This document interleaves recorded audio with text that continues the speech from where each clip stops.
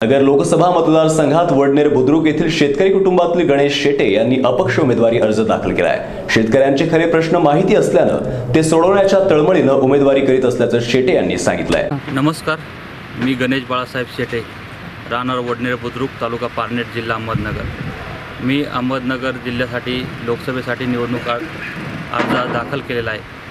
त्या पाठीमागे एकच कारण आहे, आपणा सर्वांना ज्ञात आहे, इथून पाठीमागच्या काळात महागाई असेल, शेतकऱ्यांचे प्रश्न असतील, सर्वसामान्य जनतेपर्यंत कुठलीही योजना व्यवस्थित पोहोचत नाही आहे आणि म्हणून सर्वसामान्यांचा प्रतिनिधी म्हणून अहमदनगर दक्षिण लोकसभा निवडणूक लढवण्याचा मी निर्णय केलेला आहे। यामध्ये जास्तीत जास्त सर्वसामान्य जनतेसाठी काय काय आपल्याला कामं करता येईल, सर्वसामान्य जनतेसाठी लोकसभेचा सदस्य कसा असावा, या दृष्टिकोनातून मला जे काही ज्ञात झालं आणि त्या दृष्टिकोनातून मी हा उमेदवारी अर्ज दाखल केलेला आहे। मला खात्री आहे विजयाच्या जवळ असणारा त्यापैकी मी एक उमेदवार आहे आणि येणाऱ्या काळामध्ये निवडणुकीच्या निकालानंतर आपल्या सर्वांना दिसेलच।